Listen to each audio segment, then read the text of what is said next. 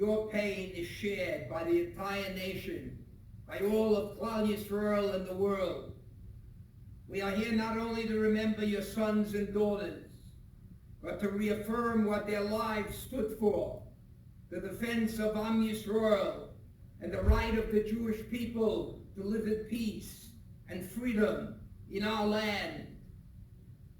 In the face of such profound sacrifice, we often turn to the language of our tradition for meaning.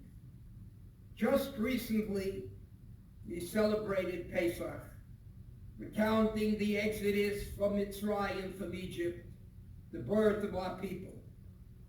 And yet, as I'll reflect tonight, the Haggadah omits the name of the man who led that redemption.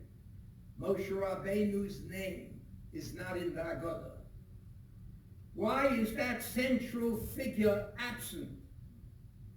The answer, I believe, speaks directly to this day, to the kind of courage, leadership, and partnership with the Ribono Shel Olam, with God, that our soldiers and those we mourn for tonight so powerfully embody.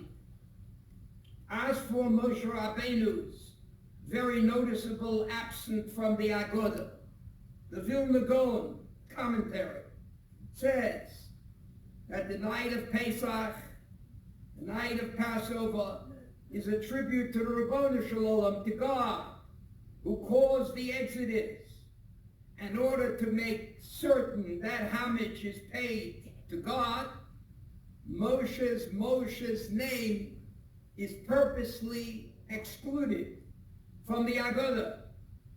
Yet there is a complex Rambam passage that openly contradicts this entirely. In the 7th parak of Hilchos Pesach, he says like this: according to the knowledge of the Son, so must the Father instruct him. For example, if his son is a minor or simplistic and not clever, he should say to him, my son, we would all be slaves. But on the night of Passover, God redeemed all of us from bondage to freedom in a new world. But if his son is knowledgeable and wise, then he should inform him of the Egyptians and the miracles that were done for us through Moshe Rabbeinu in Egypt, all in accordance with the intelligence of the Son. We see clearly from this Rambam that intelligent people should be told the whole story of the Exodus, with particular emphasis on the miracles of Moshe Rabbeinu. But how could the Rambam possibly say that when we all know that the name of Moshe Rabbeinu, the greatest Jew of all time, is totally excluded from the Passover Haggadah? Let us take, for example, Yetzias Mitzrayim. How long the Ribono Shel Olam toyed with the Pharaoh, with Paro. Now let's compare this, for example, to D-Day, when General Eisenhower arrived in London, and in late December 1940, yes, once when we were in Jordan visiting King Hussein, we all of a sudden saw him in a car. Saw him in a car. His car was going 150 kilometers, disobeying all traffic regulations. The reason is quite obvious. Kings can do as they please. How much more so if the Ribono Shel Olam wanted to take on the Egyptian Pharaoh?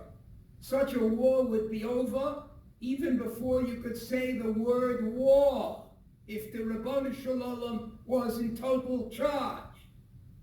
The answer is, our redemption story as described goes according to man's clock. And the reason for all of this is the Ribono Shel Olam's insistence. The Ribono Shel Olam says, I don't want to run this world alone. Therefore, he created man to be God's partner in order to govern the planet.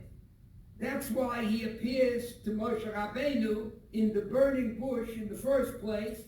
For lack of a better description, the burning bush episode was really a job interview where the Rabbeinu Shalom calls out to Moshe, Moshe, and he hires Moshe Rabbeinu to be the chief operating officer, whose responsibility would be the daily operations of Knesset Yisrael.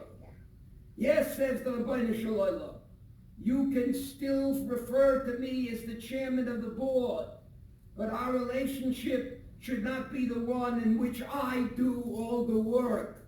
You need to do the work here on the planet, not the Rabbeinu Shalom. The Almighty wants real shutfim, partners, who are engaged in the total human agenda, from the economy to foreign affairs, who will pursue peace, and who will do everything to prevent wars.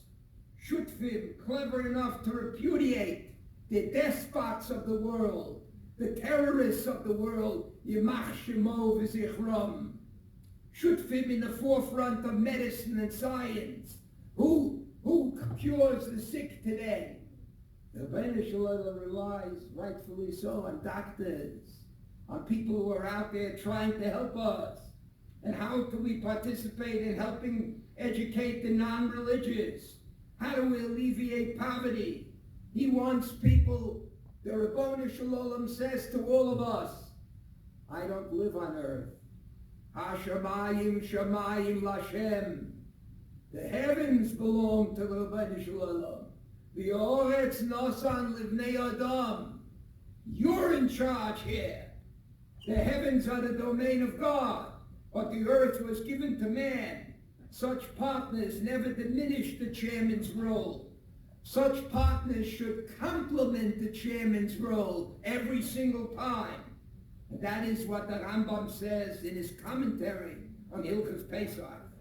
When you retell the story of the Exodus to your son, he makes the following clarification. That if you are dealing with a child who has no maturity and who might find such a distinction too confusing, then keep it simple and straight with him. Tell him that the redemption of Egypt was caused entirely by the Rabbeinu Shalom himself. But if your son possesses wisdom and some sophistication and maturity, let him in on the whole story, says the Rambam. Tell him the truth. Tell him that we are God's partners. Tell him about the central role played by Moshe Rabbeinu and the great miracles that Moshe Rabbeinu made possible in the whole episode of Yetzias Mitzrayim. You have to take the responsibility for what is happening on the world. L'sakin olam b'malchus Shaddai. You, we, the people of earth, we have to improve God's kingdom. The God of Israel does not seek limited partners. The Rabbeinu Shalom wants general partners who are with him Sunday, Monday, Tuesday, and the rest of the week. We are the Segula that must take the responsibility of helping Knesset Yisrael under the watchful eye of the Rabbeinu Shalom. Yes, the Torah is the central pillar that binds all Jews together, but their relationship with the world must be more than just praying, more than just learning in the kollel. It's not enough just to daven, not enough to learn a Yerushalmi or Bavli. Rather, it means that every Jew must be an activist 365 days a year to fulfill the Ribono Shel Olam's request.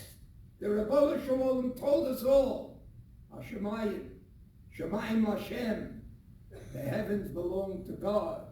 The Oretz Nosam Livnei Adam, the earth belongs to you. The heavens belong to God. And as we close this evening of remembrance, we return to the same truth. Redemption does not happen through miracles alone.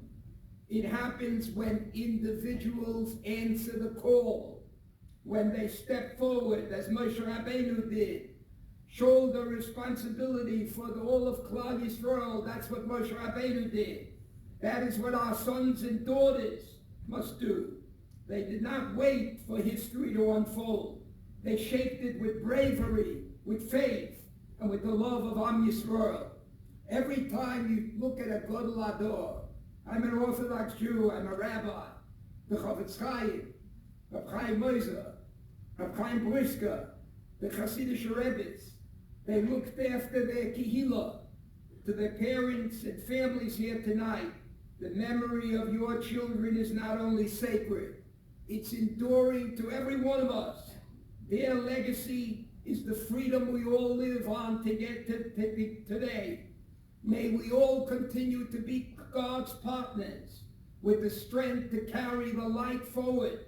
May their memory be a blessing, and we should all be zocher to be as Gold Tzedek and to Mechias Amalek, and to all I say about it, we have to do to Iran, change their name and make sure that their name becomes not Iran, but Iran, meaning they're out of the business of the community of nations. So should be, in Yitz Hashem, with the Rabbanu Shalom's help, he'll be as Gold Tzedek, Ben Hera V'Yomeinu, Amen.